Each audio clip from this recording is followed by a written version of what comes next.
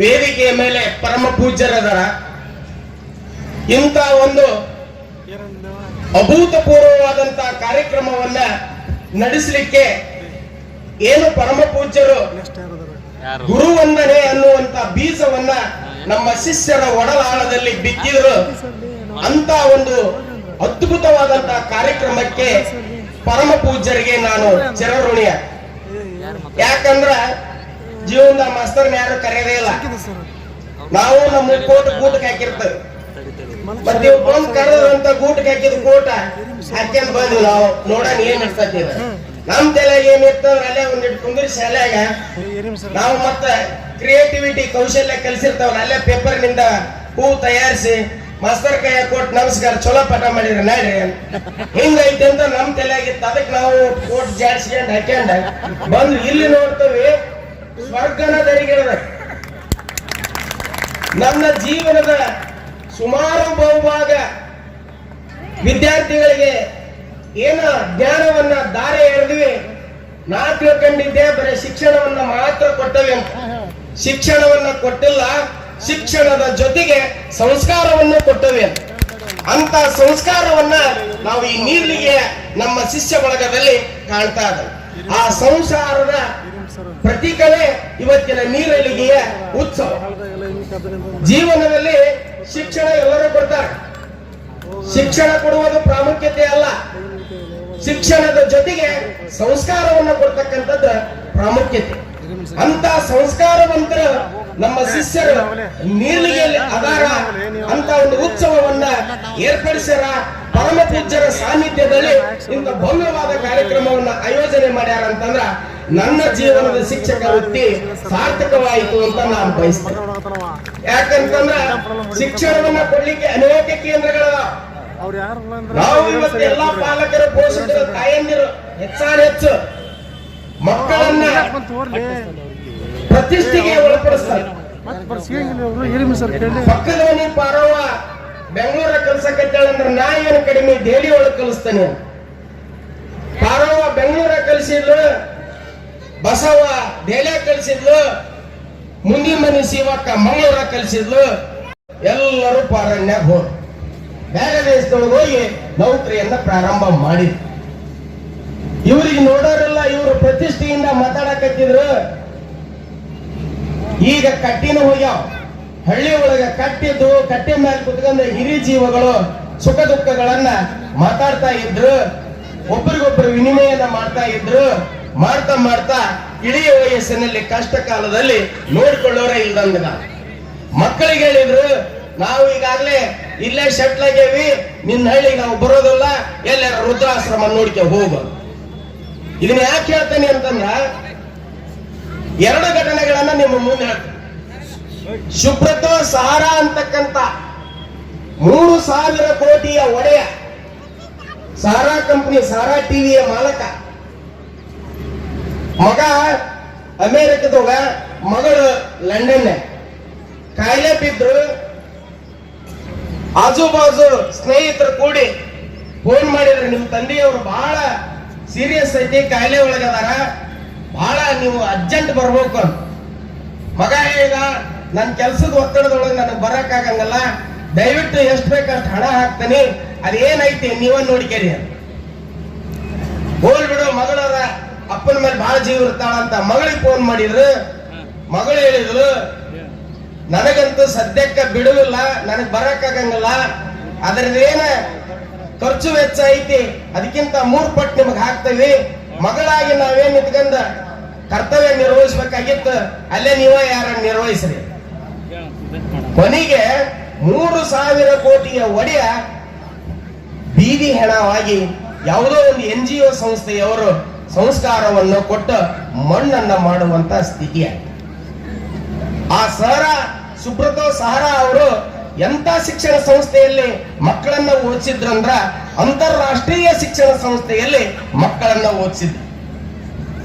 ಇನ್ನೊಂದು ಚಿಕ್ಕೋಡಿ ತಾಲೂಕು ನಾಗರಮನಹಳ್ಳಿ ಅಂತ ಬರ್ತದೆ. ಅಲ್ಲಿ ಒಬ್ಬ ಬ್ಯಾಂಕ್ ಮ್ಯಾನೇಜರ್ ತೀರ್ಕೊಂಡ, ಕಾಯಿಲೆ ಬಿದ್ದ, ಬಹಳ ಸೀರಿಯಸ್ ಆದ. ನಾಗರಮನಹಳ್ಳಿ ನೀವೆಲ್ಲ ಪೇಪರ್ನಾಗ ಟಿವಿ ಒಳಗ ನೋಡಿರ್ಬಹುದು. ಅವ್ರ ಮಕ್ಕಳಿಗೆ ಫೋನ್ ಮಾಡಿದ್ರು, ಅಮೆರಿಕದಾಗ ಅದಾರ ಮಕ್ಳು, ಬರೀ ಬಹಳ ಸೀರಿಯಸ್ ಆಗೈತಿ, ನಿಮ್ ಬ್ಯಾಂಕ್ ಮ್ಯಾನೇಜರ್ ನಿಮ್ ತಂದೆಯವರು ರಿಟೈರ್ಡ್ ಆಗ್ಯಾರ, ಇಲ್ಲೇ ನನ್ನ ಊರು ನನ್ನ ಹೆಮ್ಮೆ, ಹೆಂಗ ನೀವು ನೀರ್ಲಿಗೆ ನನ್ನ ಹೆಮ್ಮೆ ಅಂತಂದ್ರೆ ಅವ್ರ ಪಾಪ ಎಲ್ಲಾ ಕಡೆಗೆ ಮ್ಯಾನೇಜರ್ಗೆ ಮಾಡಿ ರಿಟೈರ್ಡ್ ಆದ್ಮೇಲೆ ನಮ್ ಗ್ರಾಮದೊಳಗ ನಮ್ ಬಂಧುಗಳೊಳಗ ನನ್ನ ಜೀವನ ಸಾಗಿಸ್ತಾನೆ ಅಂತ ನಾಗರ ಮುನವಳ್ಳಿ ಒಳಗಿದ್ರು. ಬಹಳ ಕುದಿಕೆ ಬಂತ ಅವ್ರ ಜೀವನ. ಮಕ್ಕಳು ಕರೆದ್ರ ನಮಗೀಗ ಬರಕ್ ಆಗಂಗಿಲ್ಲ, ನಾವಂತೂ ಬರೋದಿಲ್ಲ, ನೋಡ್ರಿ ನಿಮ್ದು ಹೆಂಗೈತಿ. ಯಾರೋ ದವಾಖಾನಿಗೆ ಸೇರಿಸಿದ್ರು, ಬಾಯಿ ಹೋತು, ಜೀವ ಹೋತು, ಕೊನೆ ಜೀವ ಹೋಗೈತಿ, ಈಗಾರ ಬರಿಪಾ ಅಂತಂದ್ರ ಈಗೂ ನಮಗ್ ಬರೋದಲ್ಲ ಅಂದ್ರ ತಗೊಂಡೋಗಿ ಮಣ್ಣು ಮಾಡಿ ಯಾರ ಅವ್ರ ಆತ್ಮೀಯ ಬಳಗ. ಹಂಗಂದ್ರ ಬ್ಯಾಂಕ್ ಮ್ಯಾನೇಜರ್ ಮಕ್ಕಳನ್ನೆಲ್ಲಿ ಓದಿಸಿದ್ದ? ಹಳದಿ ಬಸ್ನಾಗ ಓದಿಸಿದ್ದ, ಹೌದಾ? ಹಂಗಾರ ಅವಂದೇನಾಯ್ತು? ಬ್ಯಾಂಕ್ ಮ್ಯಾನೇಜರ್ ಆದ, ಒಳ್ಳೆ ಶಿಕ್ಷಣ ಸಂಸ್ಥೆ ಒಳಗ ಶಿಕ್ಷಣವನ್ನ ಕೊಟ್ಟ, ಮಕ್ಕಳನ್ನ ಬೇರೆ ದೇಶಕ್ಕೆ ಕಳಿಸಿದ, ಅವ ಅನಾಥ ಹೆಣವಾಗಿ ಸತ್ತ. ಹಾಗಾದರೆ ನಾವು ಇಂಥ ಅಭೂತಪೂರ್ವವಾದಂತಹ ಕಾರ್ಯಕ್ರಮವನ್ನು ಹಮ್ಮಿಕೊಂಡು ಇಂಥ ಗುರುವಂದನ ಕಾರ್ಯಕ್ರಮವನ್ನ ಮಾಡಿ ಎಲ್ಲರನ್ನೂ ನಮ್ಮನ್ನು ಕೂಡಿಸಿ ಇಂಥವೆಲ್ಲ ಮಾಡ್ತಕ್ಕಂಥ ನಮ್ಮ ನೀರಲ್ಲಿಗೆ ಮಕ್ಕಳು ಓದಿರ್ತಕ್ಕಂಥದ್ದು ಸರ್ಕಾರಿ ಶಾಲೆಯೊಳಗೆ, ಪಾಠ ಮಾಡಿರ್ತಕ್ಕಂಥದ್ದು ಸರ್ಕಾರಿ ಶಾಲೆಯ ಶಿಕ್ಷಕರು, ವೇದಿಕೆ ಮೇಲೆ ಇರ್ತಕ್ಕಂಥ ನಾವೆಲ್ಲ ಗುರುಗಳ. ಹಂಗಾರ ಆತ್ಮೀಯ ಬಂಧುಗಳೇ, ಆಯ್ಕೆ ನಿಮ್ಮೆಲ್ಲ ಐತಿ. ಏನು ವೃದ್ಧಾಶ್ರಮ ಮಾಡಿ ಅನಾಥ ಹೆಣ ಆಗ್ತಿರೋ, ಇಲ್ಲ ಮಕ್ಕಳ ಮರಿಯನ್ನ ಚಂದಾಗಿ ಇಟ್ಕೊಂಡ ಕಣ್ ತುಂಬಿಕೊಳ್ಳುವಂತ ಇಂಥ ಕಾರ್ಯಕ್ರಮವನ್ನ ಮಾಡಿ ಜಗತ್ತು ಮೆಚ್ಚುವಂತ ಕಾರ್ಯಕ್ರಮವನ್ನ ನೆರವೇರಿಸುವಂತ, ಮಕ್ಕಳನ್ನ ಉಂಟು ಮಾಡುವಂತ, ಸಂಸಾರಯುಕ್ತವಾದಂತ ಶಿಕ್ಷಣವನ್ನ ಕೊಡ್ತಕ್ಕಂತ ಸಂಸ್ಥೆ ಒಳಗ ನೀವು ಕಲಿಸ್ತಿರೋ, ಆಯ್ಕೆ ನಿಮಗ್ ಬಿಟ್ಟು, ಆಯ್ಕೆ ನಿಮಗ್ ಬಿಟ್ಟು. ಇವತ್ತ ನನಗೆ ಹೆಮ್ಮೆ ಆಗ್ತದೆ, ನಮ್ಮ ಕೈಯಾಗ ಕಲ್ತಿರ್ತಕ್ಕಂಥ ವಿದ್ಯಾರ್ಥಿಗಳು ನಾವ ನಂಬಲಿಕ್ಕೆ ಆಗ್ಲಿಲ್ಲ. ನನಗೆ ಬಂದ್ಬಿಟ್ಲೇನೆ ನಾನು ಒಂದು ಕ್ಷಣ ಮೂಕ ವಿಸ್ಮಿತನಾದ ಎಲ್ಲರನ್ನು ನೋಡಿ ಎಂತ ಖುಷಿ. ಯಾರ ಎಲ್ಲೆಲ್ಲದಾರೋ ಹೆಂಗದಾರೋ ಎಲ್ಲವೂ ಹೆಣ್ಮಕ್ಳ ಕೈಯ ಮಕ್ಕಳ ಕೈ ಹಿಡ್ಕೊಂಡ ಬರ್ತಾವ. ಎಂತ ಖುಷಿ. ನಿನ್ನ ಮಗನವ, ಇದು ನಿನ್ನ ಮಗಳ, ಅಲ್ಲೋ ತಂಗಿ ಹೆಂಗಿದ್ದೆ, ಅಲ್ಲೋ ನಿನ್ನ ನಾನು ಎಷ್ಟು ಸಲ ಹೊಡೆದಿದ್ದೆ, 2 ಸಲ ಬೈದಿದ್ದೆ, ಸ್ವಲ್ಪ ನನ್ನ ಭಾಷೆ ಹೊರಟಿದ್ವು ಅವ, ಈಗೂ ಅದ, ಹೌದಾ? ಅಷ್ಟು ತಿದ್ದಿ ತೀಡಿ ಹೊಡೆದು ಕಲಿಸಿದ್ವಿ. ಎಂತ ಮುದ್ದು ಮಕ್ಕಳನ್ನ ತಗೊಂಡು ಎಂತ ಒಂದು ಸಂಸ್ಕಾರಯುತವಾಗಿ ಸಂಸಾರವನ್ನ ನಿಲ್ಸಾಕತ್ತಿದ್ವಿ. ನೋಡಿ, ನನ್ನ ಕೈಯಾಗ ಕಲ್ತಿರ್ತಕ್ಕಂಥ ಮಕ್ಕಳು ಎಷ್ಟು ಮಂದಿ ಬ್ಯಾಂಕ್ ಮ್ಯಾನೇಜರ್ ಆಗ್ಯಾರ, ಎಷ್ಟು ಮಂದಿ ಎಲ್ಲೆಲ್ಲೋ ಇದಾಗ್ಯಾರ. ನಮ್ಮ ಸಚಿನ್ ನೋಡಿದ್ರೆ PSI ಆಗ್ಯಾರ, ಇನ್ನೂ ಅನೇಕ ಹುದ್ದೆಗಳಲ್ಲಿ ಹೋಗ್ಯಾರ. ಇಂಥ ಶಿಷ್ಯ ಬಳಗವನ್ನ ಪಡೆದಂತ ನಾವು ಗುರುಗಳೇ ಧನ್ಯವಂತ, ನಾವ ಪುಣ್ಯವಂತರು. ಇವತ್ತು ನಮ್ಮ ಜೀವನ ಸ್ವಾರ್ಥಕ.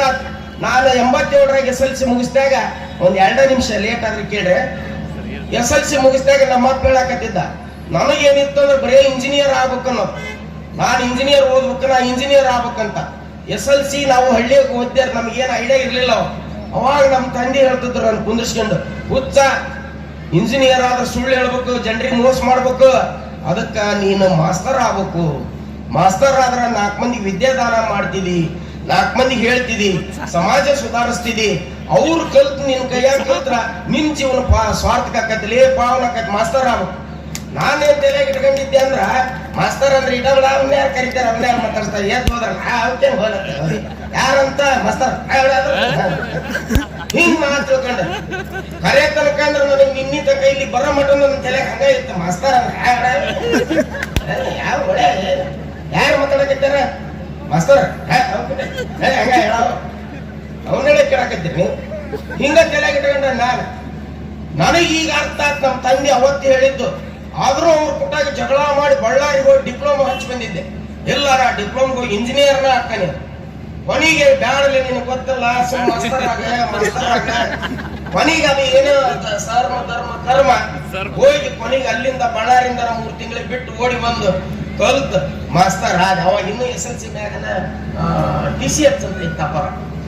ನಾ ಕೊನೆಗೆ ಕಲ್ತ್ ಆಯ್ತ ಮಾಸ್ತರ್ ಹಾಕಂತ ನಾನು ಅವ್ರಿಗೆ ಖುಷಿ ಪಟ್ಟದ್ರು. ನನಗೆ ಮಾಸ್ತರ್ ಆಗಿ ನೀವು ಹಳ್ಳಿ ಬಂದೆ ಅಲ್ಲಿ ಕಲಿಯಾಕತ್ತಿದ್ದೆ, ಮಾಸ್ತರ್ ಆಗ್ಬೇಕಲೇ, ಅರಸು ನೌಕರಿ ಇದ್ದಂಗದ, ಯಾರಿಗೆ ಸುಳ್ಳು ಹೇಳಂಗಿಲ್ಲ, ಯಾರ್ದು ಏನು ಮಾಡಂಗಿಲ್ಲ. ಆಮೇಲೆ ಎಲ್ಲರೂ ಬಂದ್ರೆ ಯಾವ DC ಬಂದ್ರೆ ನಮಸ್ಕಾರ ಅನ್ನಂಗಿಲ್ಲ, ಮಾಸ್ತರ್ ಅಂದ್ರೆ ನಮಸ್ಕಾರ ಅಂತಾರಲೇ. ನಿನ್ ಗೊತ್ತಿಲ್ಲ, ನನಗೊಂಥರ ಹುಗ್ಗಿ ಬಂತಾಗ ಮಾಸ್ತರ್ ಅಂದ್ರೆ ನಮಸ್ಕಾರ. ಈಗ ನನಗನಿಸ್ತು, ನಾವು ಒಂದ್ ವೇಳೆ DC ಆಗಿದ್ರು ನಾನು ಟ್ಯಾಕ್ಟ್ರಿ ಮೇಲೆ ಕುಂದಿರ್ಸಿ ಮೆರವಣಿಗೆ ಮಾಡ್ತಿದ್ದಲ್ಲ ಯಾರು. ನನಗೆ ಈಗೇನು ಅನಿಸ್ತಂದ್ರ ನಾವು ಒಂದ್ ವೇಳೆ ಡಿ ಸಿ ಆಗಿದ್ದೆ ಅಂದ್ರ ಅವತ್ತೇನ್ ಬರೇ ಡಿಗ್ರಿ ಆದ್ಬಿಟ್ಲೆ ಒಂದು ತಹಸೀಲ್ದಾರ್ ತಗೊಂಡಿದ್ರೆ ಇವತ್ತು ನಾ ಡಿ ಸಿ ಇರ್ತೀನಿ. ಡಿ ಸಿ ಆಗಿದ್ರು ನನ್ನ ಟ್ಯಾಕ್ರಿ ಮೇಲೆ ಕುಂದರ್ಸಿ ಹೂ ಹಾಕಿ ಇಷ್ಟೆಲ್ಲ ಮೆರವಣಿಗೆ ಮಾಡಿ ಅದ್ದೂರಿಯಾದಂತ ಸನ್ಮಾನ, ಇಂಥ ಕಾರ್ಯಕ್ರಮ, ಇಂಥ ವೇದಿಕೆ ಒಳಗ ಅಪ್ಪರ ಮುಂದೆ ಮಾತಾಡಕ್ ನನಗೆ ವೇದಿಕೆ ಸಿಗ್ತದ್ದಲ್ಲ.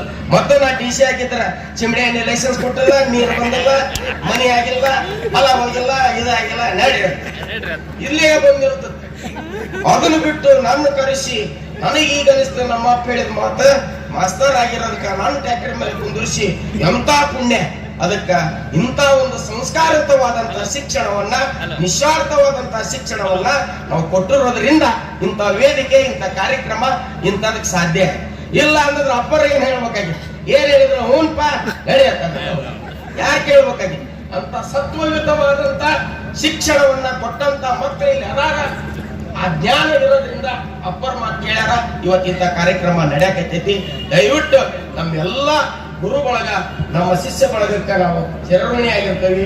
ಯಾಕಂತಂದ್ರ ನಿಮ್ಮ ಎಲ್ಲ ಬದುಕು ಬಂಗಾರ ಆಗ್ಲಿ, ಇನ್ನೂ ಉನ್ನತ ಸ್ಥಾನದಾಗ ಹೋಗ್ರಿ.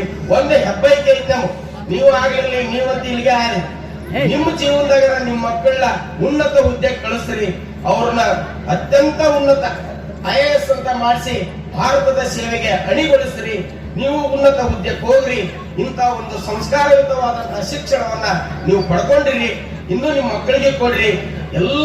ಇಷ್ಟೆಲ್ಲ ಕಾರ್ಯಕ್ರಮ ಮಾಡಿ ಇಂಥ ಶಿಕ್ಷಣವನ್ನ ಕೊಟ್ಟಿರೋದು ಕೇವಲ ಸರ್ಕಾರಿ ಶಾಲೆ. ಅನೇಕ ಕಾರ್ಯಕ್ರಮಗಳು ಬಂದಾವು.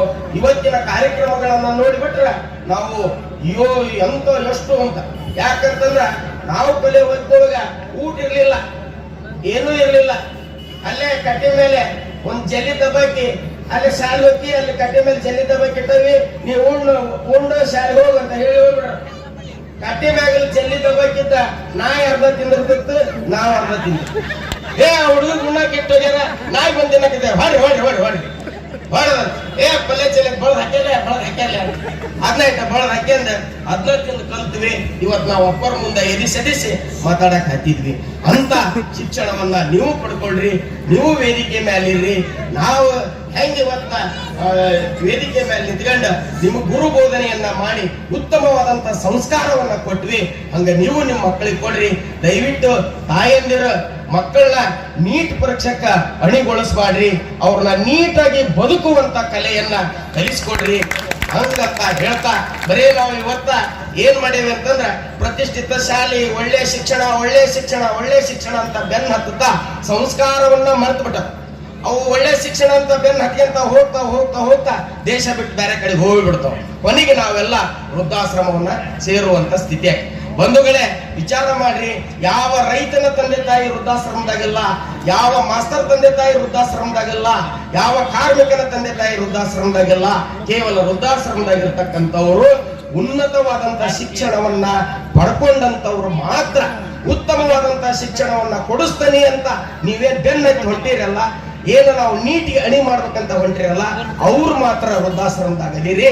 ನಮ್ಮ ಗಂಡ ಶಾಲೆ ಕಲ್ತ್ ಹರಕ್ ಚೊಣ್ಣ ಹಾಕ್ಯಂಡ ಹರಕಂಗಿ ಹಾಕ್ಯಂಡ ಕಲ್ತಂತ ನಾವು ಕಲ್ತಂತ ನಮ್ಮ ಮಕ್ಕಳಿಗೆ ಕಲಿಸಿ, ನಾವು ಮಕ್ಕಳಿಗೆ ಕಲಿಸಿದಂತ ಮಕ್ಕಳು ಯಾರೂ ವೃದ್ಧಾಶ್ರಮದ ತಂದೆ ತಾಯಿಯನ್ನ ಇಟ್ಟಿಲ್ಲ. ಅಂತ ಶಿಕ್ಷಣವನ್ನ ನೀವು ಪಡ್ಕೊಳ್ರಿ, ನೀವು ಕೊಡಿಸ್ರಿ, ಸಂಸ್ಕಾರವಂತರನ್ನಾಗಿ ಮಾಡ್ರಿ. ನಮ್ಮನ್ನ ಇಲ್ಲಿ ಕರೆದು ಇಷ್ಟೊಂದು ಅಭೂತಪೂರ್ವವಾದಂತ ಗೌರವವನ್ನ ನೀವು ಕೊಟ್ಟಿದ್ದಕ್ಕ ನೀರ್ಲಿಗೆ ಸಮಸ್ತ ಜನತೆಗೆ, ನನ್ನ ಗುರು ಬಳಗಕ್ಕ ನಾನು ಚಿರಋಣಿಯಾಗಿರ್ತೇನೆ ಅಂತ ಹೇಳ್ತಾ 4 ಮಾತುಗಳನ್ನ ಮುಗಿಸ್ತೇನೆ. ದಯವಿಟ್ಟು ನಮಸ್ಕಾರ.